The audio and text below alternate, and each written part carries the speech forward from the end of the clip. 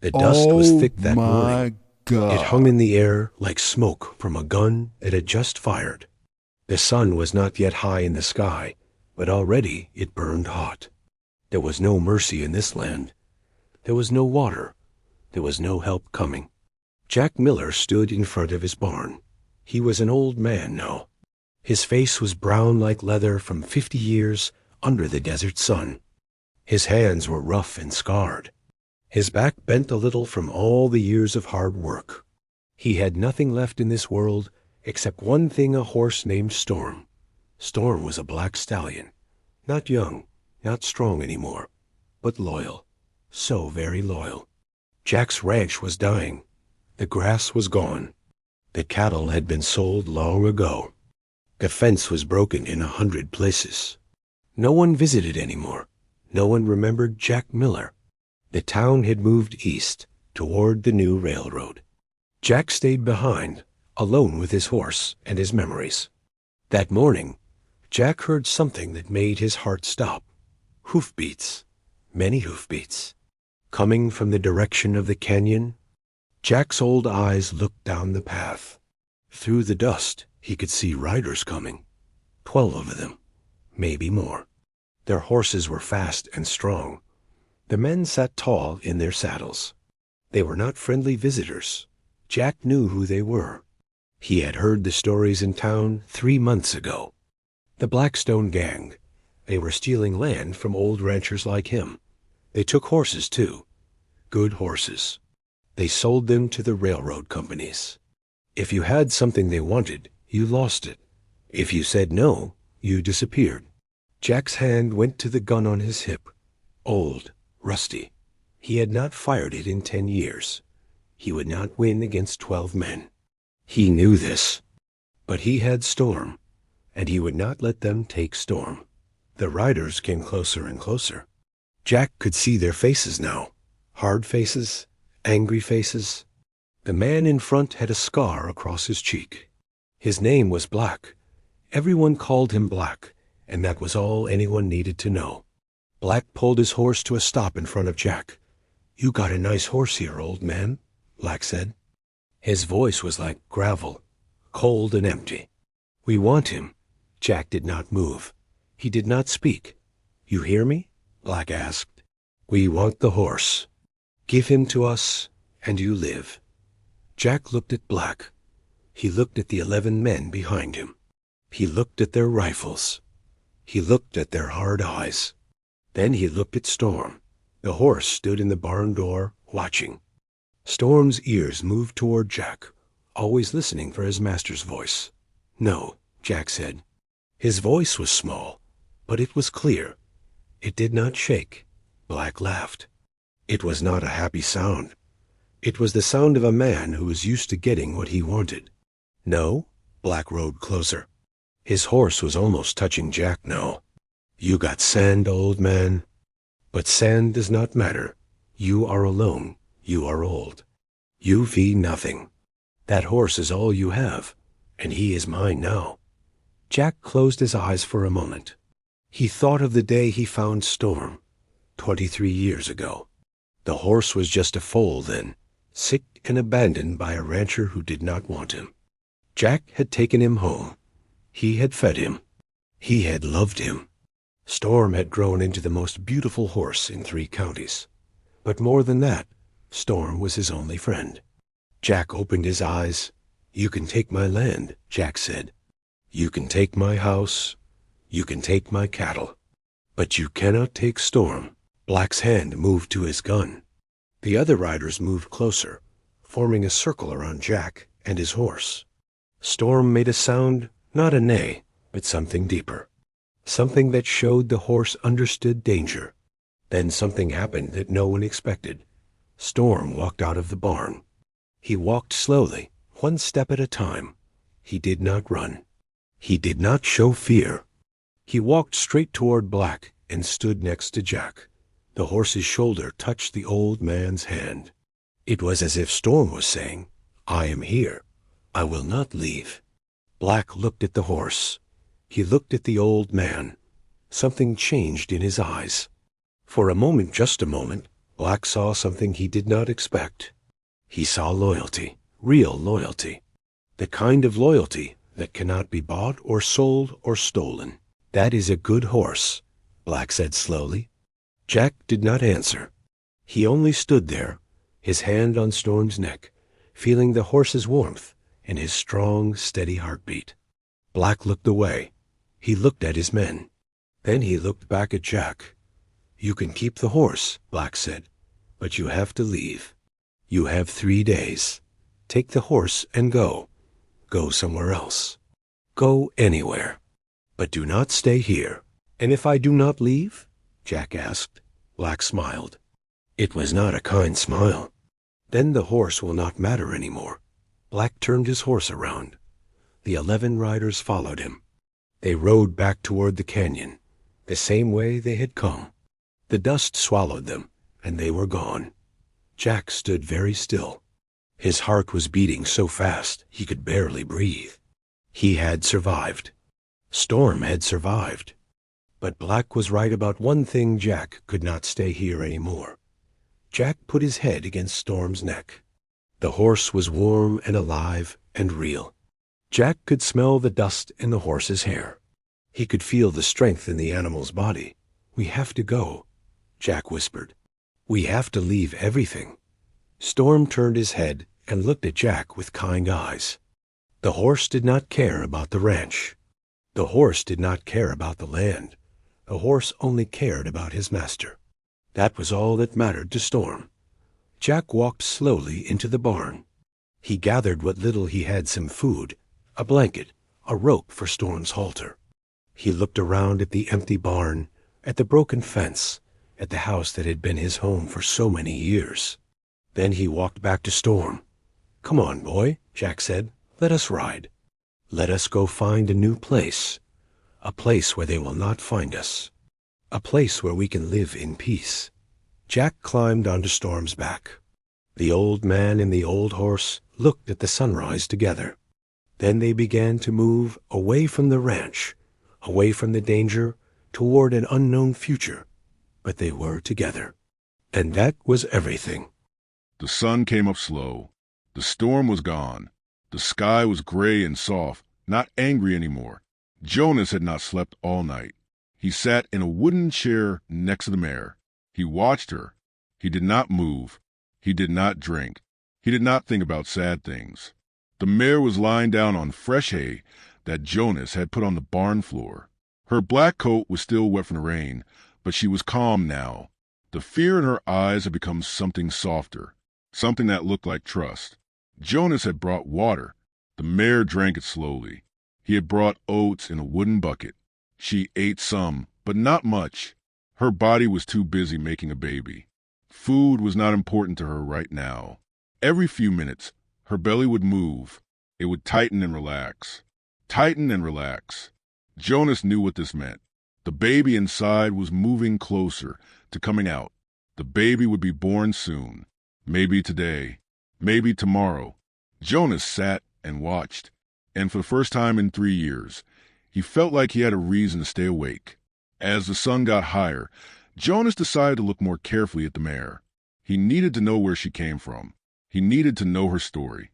Maybe her story would help him understand why she had found him. He started at her neck. Her mane was long and black and tangled with hay. There were no signs there, no marks, no clues. Then he moved to her sides. Nothing there either, just smooth black skin under her wet coat. Jonas kept looking. He moved around her body slowly. He was careful not to hurt her or scare her. The mare watched him with those dark eyes, but she did not move away. She trusted him. Then Jonas saw it. On her left shoulder, burned into her skin, was a brand, a mark that belonged to another ranch, another owner. Jonas's heart stopped. He knew this brand. Everyone in the valley knew this brand. It belonged to the Garrison Ranch. Garrison was a big ranch, one of the biggest in the whole area. It sat 2 valleys over, on land that used to be beautiful and green. But now it was different. A man named Samuel Garrison had bought the ranch 2 years ago. He was not a kind man. He was not a man who loved horses like Jonas loved horses. Samuel Garrison only loved money. Jonas had heard stories about what happened at Garrison Ranch. Horses that were worked until they died. Animals that were treated with no mercy or kindness. Horses that were sick were not given medicine. Horses that were old were sold for meat. It was a place where animals went to suffer. Jonas's hands began to shake. This beautiful mare belonged to Samuel Garrison, this kind horse, this brave horse that had run through a terrible storm to save her own baby. She belonged to a man who did not care about her, a man who would not help her when she got sick, a man who only saw her as something to use and throw away. Jonas looked at her legs again. The cuts, the deep, angry cuts from the barbed wire. She had not just walked away from the Garrison Ranch. She had fought her way out. She had run through the darkness. Pregnant and scared and alone, she had torn her legs on the sharp wire that kept her trapped. She had bled and suffered and kept going. Why? Because she wanted to save her baby. Because some part of her knew that if she stayed, her baby would die like so many others had died at that awful ranch. So she ran. And somehow, in the middle of the storm and the darkness and the fear, she found Jonas's cabin. She found him, a broken man who did not want to live anymore. She found him and she trusted him. Jonas sat down hard in the dirt. He put his face in his hands. For the first time since his wife had died, Jonas cried. Not the quiet tears of sadness, but real tears. The kind of tears that come from somewhere deep inside. The kind of tears that wash out the poison. He cried for this mare. He cried for all the horses at Garrison Ranch that he had never helped. He cried for his own failure. And he cried because something inside him that had been dead for 3 years was beginning to wake up again. When Jonas raised his head, the mare was looking at him. She made a soft sound. Not a neigh. Something quieter. Something that sounded like comfort. Jonas wiped his eyes with his shirt. He looked at the mare with new eyes. With eyes that were alive again. "You came to the right place," he said. His voice was strong now. Not rough like before. Strong. "I don't know how you found me. I don't know why you trusted me. But you did. And I promise you, girl. I promise you that I will help you. I will save your baby. And I will not let him take you back." The mare made that soft sound again. It sounded like she understood. Jonas spent the rest of the day getting his barn ready. He had not taken care of his animals in 3 years. Everything was dirty and broken. But now he moved with purpose. He cleaned the hay. He fixed the water trough. He checked every corner of the barn to make sure there were no sharp things that could hurt the mare or her baby. He found old blankets and made them soft and warm. He found medicines that he had not used in years. He checked them to see if they were still good. By evening, the barn was clean. It was safe. It was a place where a baby horse could be born. Jonas sat with the mare again as the sun went down. The sky turned orange and red and purple. The day was ending, but something new was beginning.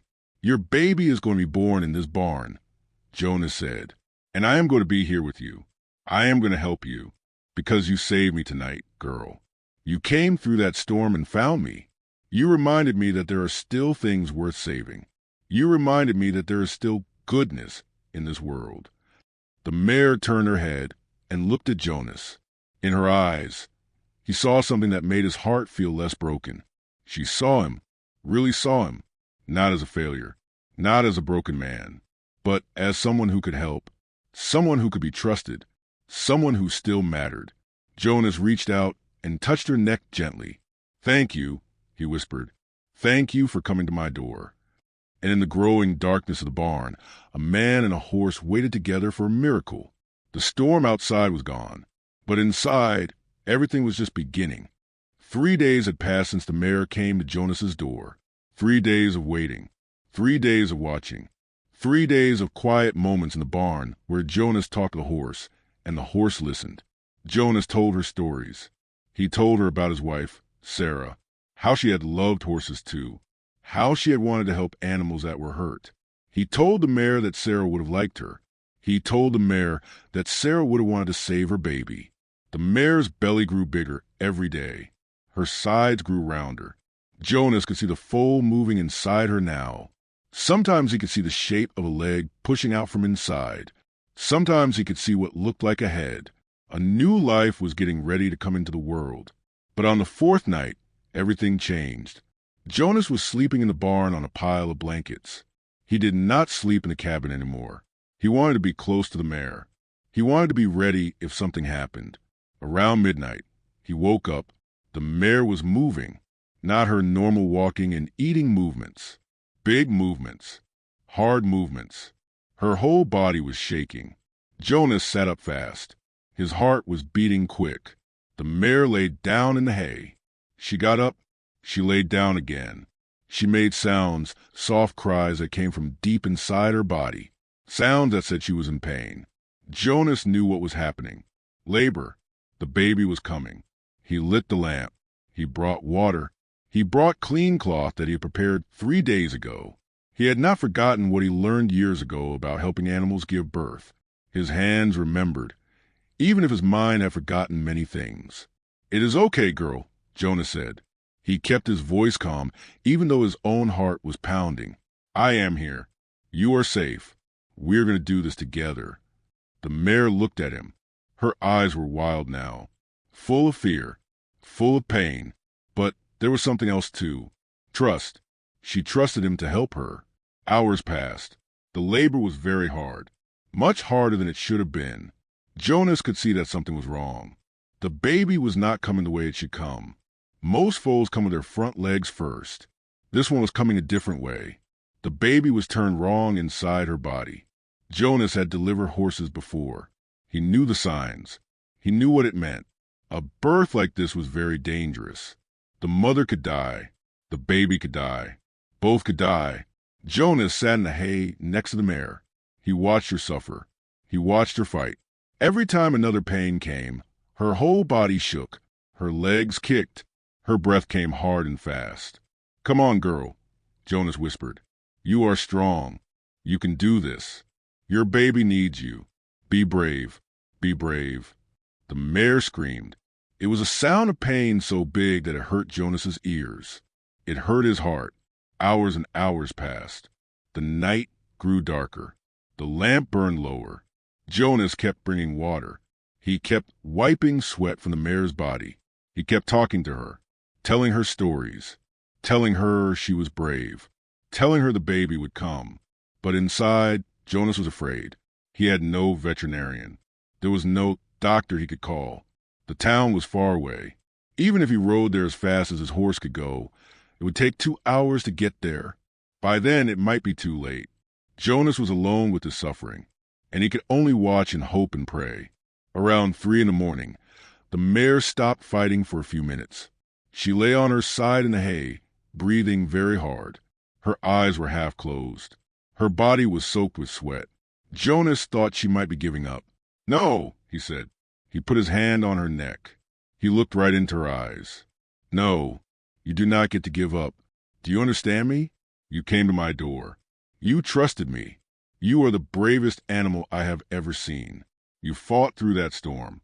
You fought through the barbed wire. You are not going to die here in this barn. Not while I am alive. Not while I have breath in my body." The mare made a sound, a small sound, like she heard him, like she understood. "Your baby is depending on you," Jonas continued. "Your baby cannot be born without you. You are the only one who can bring your baby into this world. You have to fight. You have to keep going. Please, please keep going." Something happened then. The mare's eyes changed. The fear became strength. The pain became determination. She moved. She lifted her head. She turned and pushed with everything she had. Jonas could see the baby now. A small hoof, then another hoof, then a nose. "Yes!" Jonas shouted. "Yes! Come on! You can do it! The baby is coming! Your baby is coming!" The mare pushed harder than before.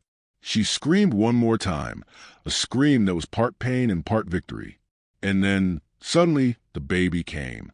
A foal, small and wet and covered in fluids from inside the mother's body. It tumbled into the hay in a heap. It was not moving. The mare collapsed. She was breathing hard. Her eyes were closed. Blood soaked the straw around her. Jonas looked at the foal. For a second, Everything froze. The foal was not breathing. It was not moving. Jonas moved without thinking. He grabbed the foal. He started rubbing its body with the clean cloth. He was rubbing very hard. He was talking very fast. "Come on, baby. Come on. Breathe. Please breathe. Your mother fought so hard for you. Come on. Breathe." For 5 seconds, nothing happened. 10 seconds. 15 seconds. Jonas felt tears on his face. He was praying without knowing he was praying. Then the foal gasped. It was a small sound. A sound like air coming into lungs for the first time. The foal's eyes opened. Its legs moved. It gasped again. It was alive. Jonas fell back in the hay and cried. Real tears. Happy tears. Tears of relief and wonder and joy. The mare opened her eyes and made a sound, a soft, gentle sound. She was asking about her baby. Jonas cleaned the foal more and laid it next to the mare. The baby was so small, so perfect. It had a white star on its forehead that looked like it was painted there by God himself. The mare began to lick her baby. Soft, gentle licks. The foal made tiny sounds. Sound that said it was alive and it was safe. Jonas sat in the hay and watched. He could not stop smiling. He could not stop the tears. For the first time since his wife died, Jonas felt like a miracle had happened. For the first time in 3 years, he felt like his life had purpose again. 2 weeks had passed since the foal was born. The little horse grew stronger every day. His legs became less wobbly. His white star on his forehead seemed to shine brighter in the sun. Jonas had named him Hope. It was the only name that made sense. Hope followed his mother everywhere. She taught him how to eat grass. She taught him how to drink water from the trough. She taught him about the world through the barn door. And Jonas watched. Every single day, Jonas watched them both. The broken man was a broken man no longer. Jonas woke up early every morning. He did not drink whiskey anymore. He did not sit in darkness thinking about death. He woke up to take care of Hope and his mother. He woke up with purpose. He cleaned the barn. He brought fresh hay. He brought fresh water. He sat with them and talked to them. He told Hope stories about his wife, Sarah. He told Hope about being brave. He told Hope about loyalty and love and kindness. Jonas had become something he had not been in 3 years. He had become a rancher again, a man with animals to care for, a man with a reason to live. One afternoon, Jonas was sitting in the barn with Hope. The foal was eating hay. He was learning to eat like a real horse now, not just drinking for his mother. Jonas was smiling, something he did many times every day now. Then Hope's mother made a sound. It was a warning sound, a sound that meant danger was coming. Jonas stood up. He walked to the barn door and looked outside. A cloud of dust was coming down the road, a big cloud, the kind that came when horses and men were riding fast. Jonas's heart began to beat faster. He knew what this was. He had been waiting for it. Somewhere deep inside, he had always known this day would come. The riders came closer. Jonas could count them now. 4 men, 4 cowboys on horses. And the man in front was tall and wide like a bear. Even from far away, Jonas could see the meanness in his face. Samuel Garrison, the owner of the ranch where the mare had come from, the man who worked horses to death, the man who did not care about animals, the man who only cared about money and power. He had come to get his property back. Jonas's hands made fists, but his mind was calm. He had been ready for this. He had known it would happen, and he knew what he had to do. The 4 men rode into the yard and stopped in front of the barn. Dust floated around their horses. The horses were breathing hard from riding fast in the heat. Samuel Garrison climbed down from his horse. He was even bigger when you saw him up close. He had a wide face and hard eyes and a mouth that never smiled. He looked like a man who had done cruel things his whole life and never felt sorry about it. "I am looking for my mare," Garrison said. His voice was like a rock, hard and cold and heavy. "Black mare. Pregnant. She ran away from my ranch 2 weeks ago." Jonas did not answer. He did not move. He just stood in the barn door. "I know she is here," Garrison continued. "My men saw her tracks leading this way. She is my property. I came to get her back." Jonas spoke then. His voice was calm and strong. The mare does not belong to you anymore. Garrison's face turned red. What did you say to me? I said she does not belong to you, Jonas repeated. She belongs here now. She stays here. Garrison took a step forward. His hand moved to his gun. You are a fool, Miller. This is my property. You have no right to keep her. I have every right, Jonas said. He did not move. He did not show fear. She came to my door bleeding and hurt and running for her life. She came here to save her baby, and I saved them both. That mare belongs to me now.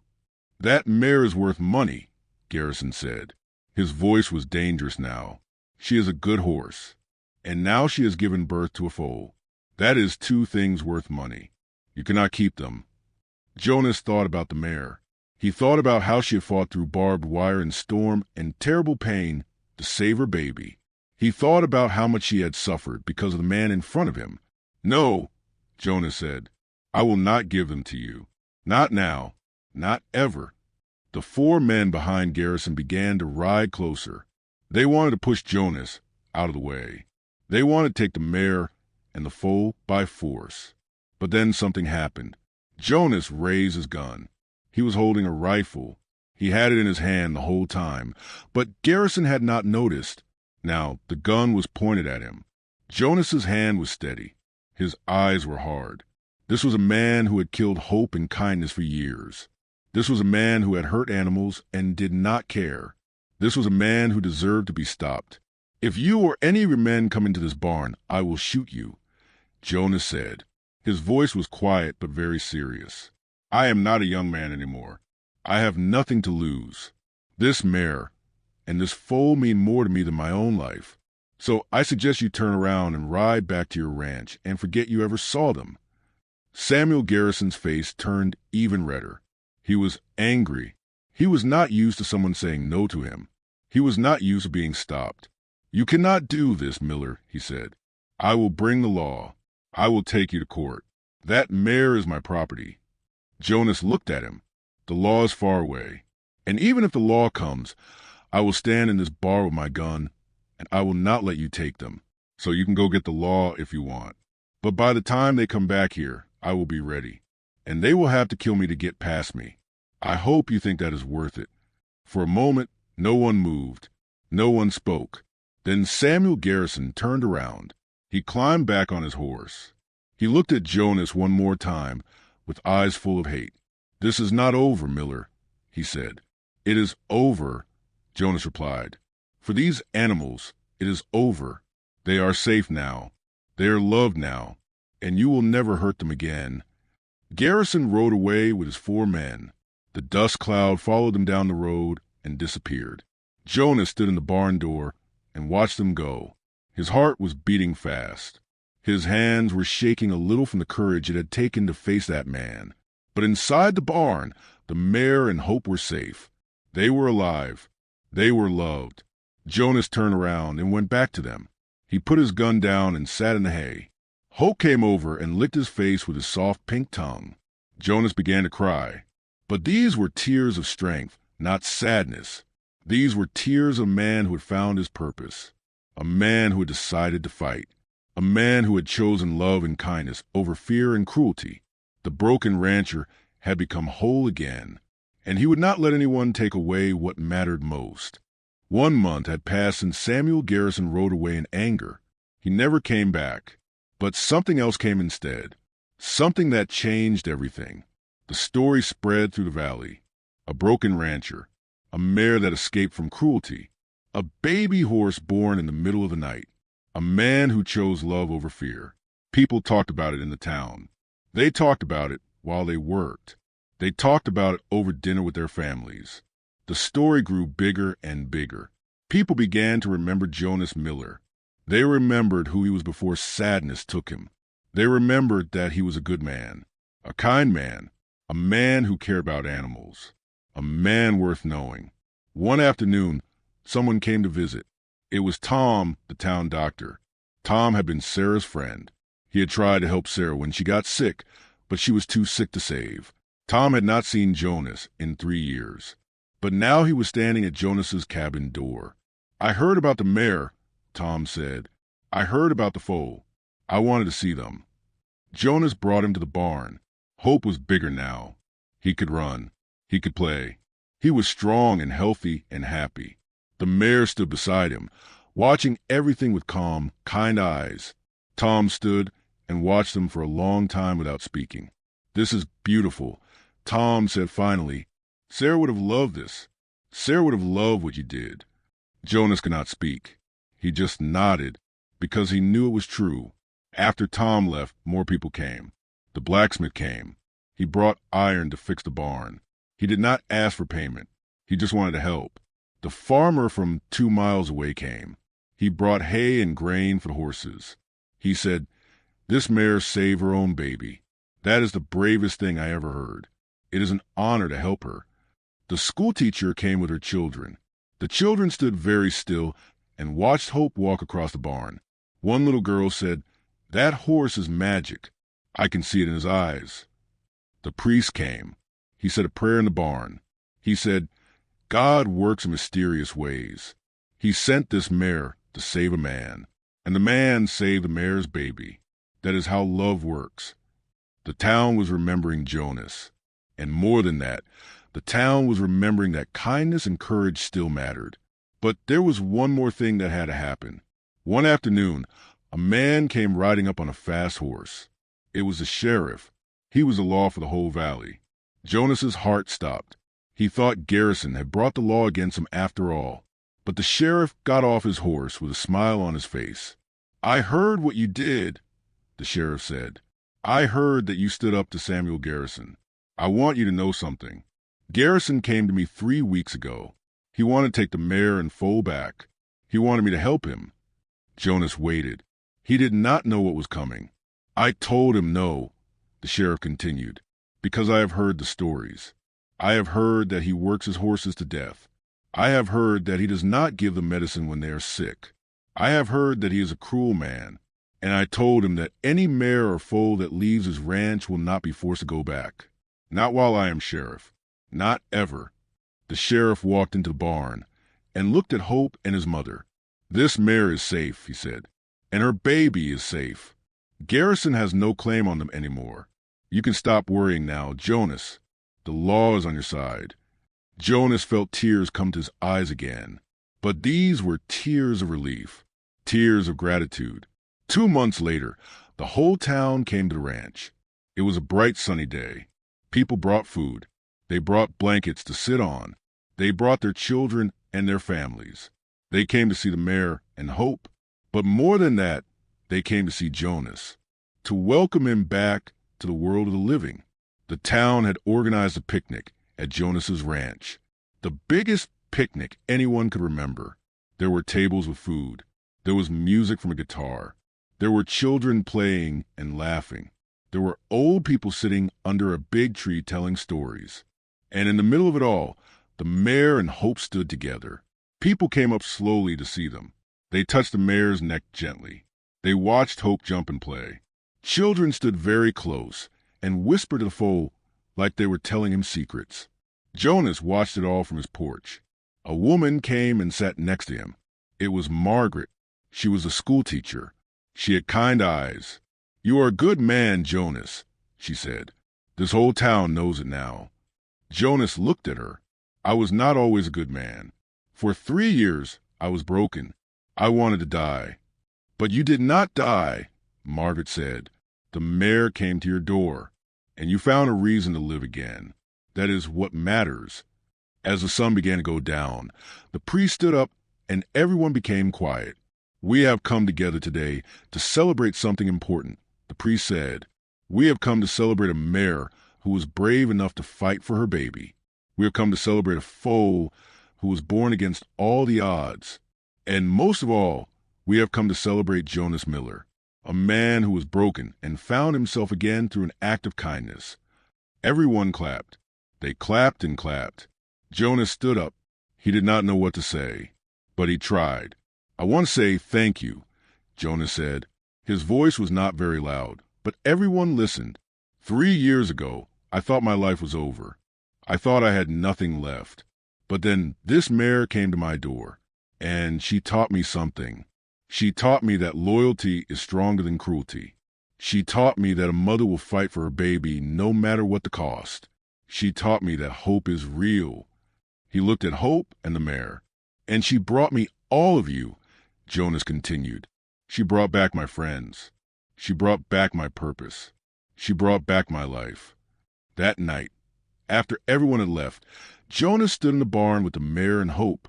The barn was quiet. The stars were coming out in the sky. A cool wind blew through.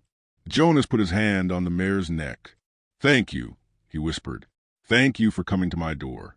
Thank you for being brave. Thank you for saving your baby. And thank you for saving me." The mare made a soft sound. She turned her head and looked at Jonas with eyes full of kindness and understanding. Hope walked over to Jonas and put his nose against Jonas's chest. The foal was warm. The foal was alive. The foal was strong. Jonas thought about his wife, Sarah. He knew that if she could see him now, she would be smiling. She would be so proud. "We're going to be okay," Jonas said to the mare and the foal. "All of us. We're going to be okay." And in the darkness of the barn, with the stars shining above, a man and two horses stood together, not as owner and animals, but as a family, as creatures who had found each other and saved each other. The broken rancher was whole. The abandoned mare was safe. The foal that almost never lived was strong and free. And in the small town in the valley, people remembered the night a pregnant mare knocked on a rancher's door at 2 a.m. They remembered the baby that should not have lived. They remembered the courage of a man who had nothing left to lose. They remembered that even the weakest moment can become legendary. They remembered that loyalty changes destiny. They remembered that horses matter. And they remembered that sometimes in the darkest night, hope comes knocking on your door. The end,